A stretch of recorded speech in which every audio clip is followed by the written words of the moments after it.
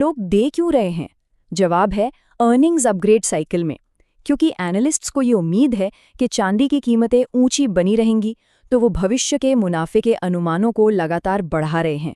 और जब कमाई का अनुमान बढ़ता है तो मौजूदा कीमत ज़्यादा वाजिब लगने लगती है। तो अब आखिर में आते हैं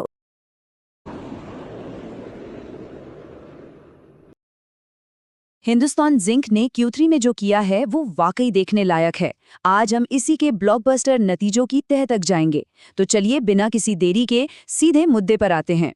लेकिन हाँ, आगे बढ़ने से पहले एक बात बिल्कुल साफ कर देते हैं, ये जो भी हम बात कर रहे हैं ये सिर्फ और सिर्फ एजुकेशनल पर्पस के लिए है। ये कोई खरीदने या बेचने की सलाह बिल्कुल नहीं है और हम सेबी रजिस्टर्ड एडवाइजर नहीं है।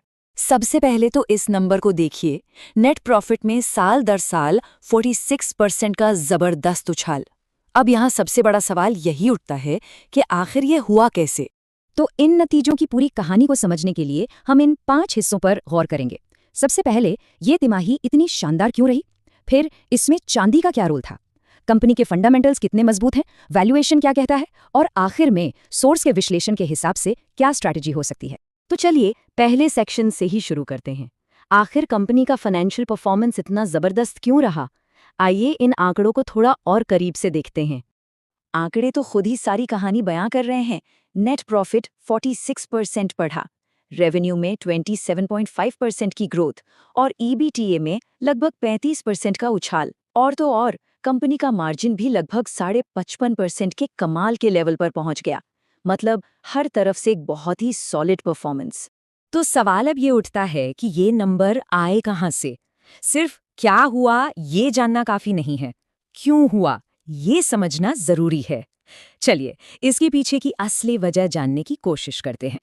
और इसका जवाब वो छिपा है यहाँ, the silver super cycle effect. जी हाँ, चांदी सिर्फ जिंक नहीं, हिंदुस्तान जिंक की ग्रोथ का असली इंजन इस बार चांदी रही है। अब जरा इस स्लाइड को देखिए, ये अपने आप में पूरी कहानी कह देती है। कंपनी के मुनाफे का लगभग आधा हिस्सा, मतलब 44% वो आ रहा है कीमती धातुओं से, खास तौर पर चांदी से। तो ये सिर्फ एक जिंक कंपनी नहीं रह गई है। तो इसका मतलब क्या हुआ? इसका मतलब ये हुआ कि मार्केट का नजरिया ही बदल गया है। हिंदुस्तान जिंक, जिसे हम और आप पारंपरिक रूप से एक जिंक कंपनी मानते थे, वो अब चांदी की कीमतों पर एक प्रॉक्सी प्ले की तरह ट्रेड कर रहा है।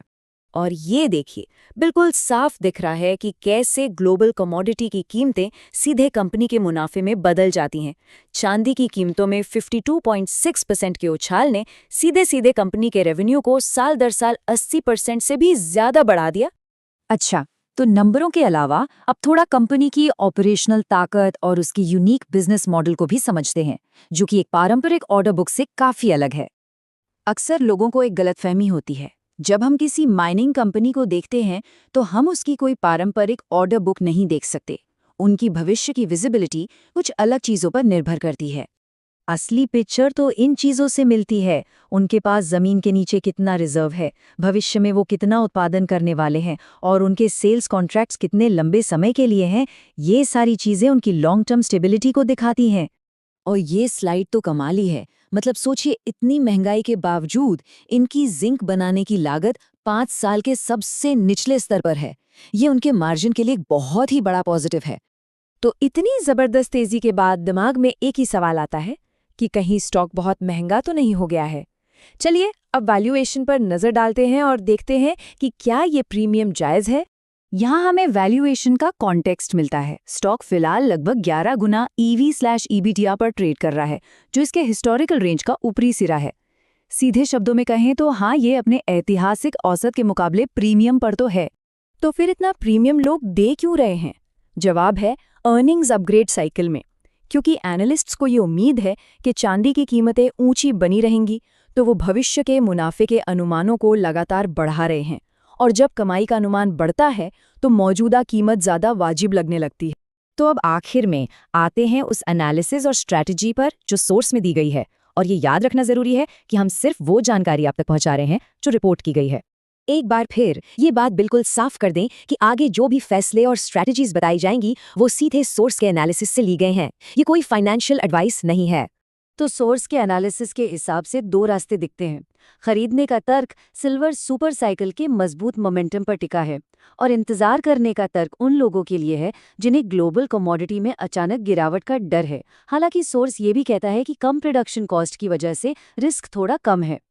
तो सोर्स ने अलग अलग रिस्क लेने वालों के लिए 3 अलग अलग स्ट्रैटेजीज बताई हैं। एक है अग्रेसिव अप्रोच, दूसरा है कंजर्वेटिव जो गिरावट पर खरीदने की सलाह देता है, और तीसरा है मॉनिटर करने का जिसमें चांदी की ग्लोबल कीमतों पर नजर रखने को कहा गया है। तो चलिए एक क्विक रिकैप कर लेते हैं। Q3 का परफॉर्मेंस चांदी की वजह से था। कंपनी अब एक सिल्वर प्रॉक्सी की तरह काम कर रही है। ऑपरेशनल एफिशिएंसी कमाल की है। प्रीमियम वैल्यूएशन को अर्निंग्स अपग्रेड साइकिल से सपोर्ट मिल रहा है, और सोर्स का एनालिसिस एक तेजी की तरफ इशारा कर रहा है। अगर इस एनालिसिस या किसी और स्टॉक के बारे में कोई भी सवाल हो तो नीचे कमेंट्स में जरूर पूछिएगा, हम जल्द से जल्द जवाब देने की पूरी कोशिश करेंगे। ऐसे ही और डीप डाइव्स के लिए चैनल को लाइक और सब्सक्राइब करना मत भूलिएगा। और हाँ, ज्यादा डिस्कशन के लिए हमारा free WhatsApp group wealth 100 crore जरूर ज्वाइन करें, लिंक आपको डिस्क्रिप्शन में मिल जाएगा। देखने के लिए बहुत बहुत शुक्रिया, और हमेशा की तरह याद रखिएगा, ट्रेड विद डिसिप्लिन।